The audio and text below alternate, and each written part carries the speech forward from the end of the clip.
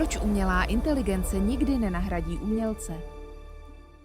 Nevím, no, protože umělci, herci jsou lidi a lidi stvořili AI, takže my jsme vlastníci AI a je jenom na nás, do jaký míry si AI pustíme do života. Takže je to v našich rukou, ale nedokážu říct, jako jestli vlastně se to stane nebo nestane. Začíná to být trošku hrozivý, ale nějak věřím v to, že ta lidská autenticita je prostě nevyčerpatelná a že se nikdy nedá vlastně úplně skopírovat. Takže doufejme, no. Doufejme a podepisujeme smlouvy na to, aby nás nemohli nahradit. To si pekne povedal. Ďakujem pekne. Tak, ja vám Ďakujem.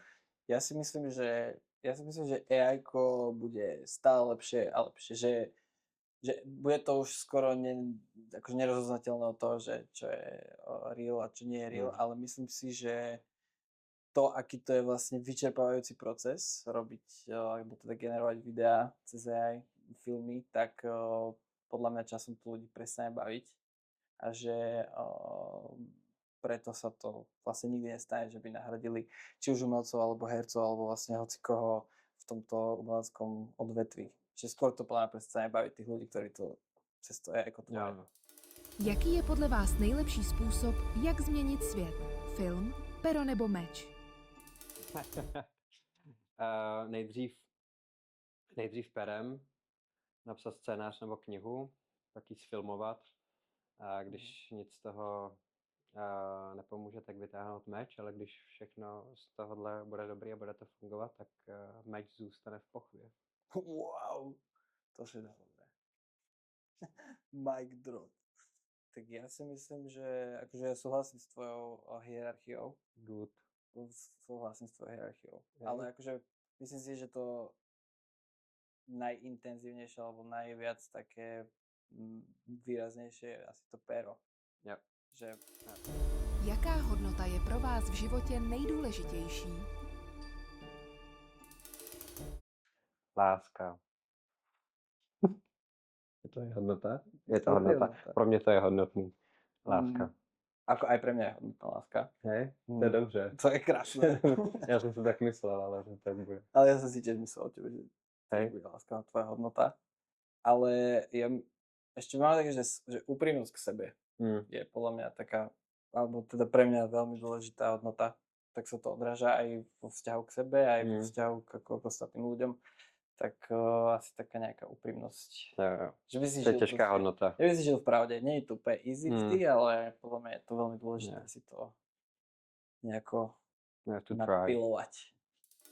Kdybyste mohli poslat jeden jediný vzkaz do časové schránky, prostý ročník Karlovarského festivalu v roce 2066, jaký by to byl?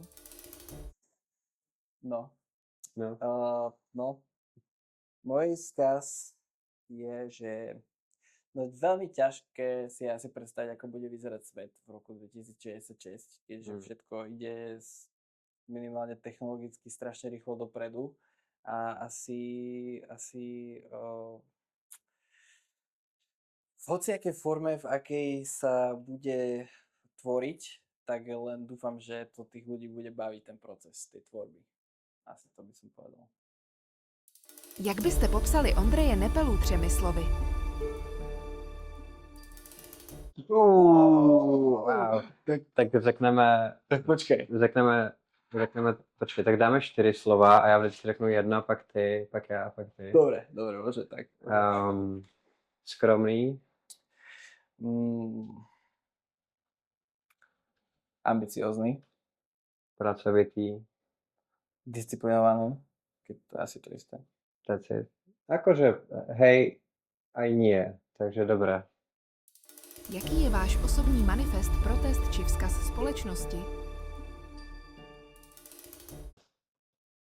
Já začínám? Jdeš prvý. Be feminine and masculine, nestyďte se za žádnou stránku, pěstujte je. Může to být i v obráceně, be masculine and feminine, podle toho, jak chcete. Obě stránky jsou super, obě pěstujme, za žádnou se nestyďme, jenom tak můžeme přežít ve zdraví, v lásce a ve štěstí. Nice. Wise. Nice.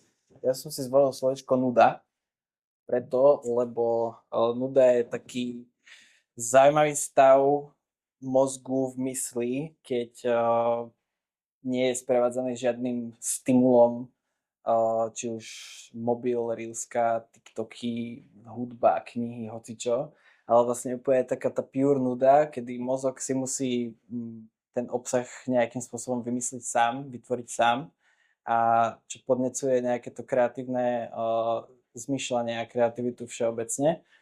A myslím si, alebo teda asi to je jasné, že v dnešnej dobe je proste ťažké sa nudiť, keďže stále máš nejaký input z vonkajška a myslím si, že to je dôležité práve preto, lebo nepodnecuje to len tú kreativitu, ale si trošku aj viac sám so sebou, čo je podľa mňa dôležité aj v budovaní nejakého sebavedomia a nejakého seba poznávania. Čiže si myslím, že ľudia by sa mali viac nudiť. No, bring back. Myslím Stará si, dobrá že- nuda. Stará dobrá nuda. Deti sa niekedy nudili viac.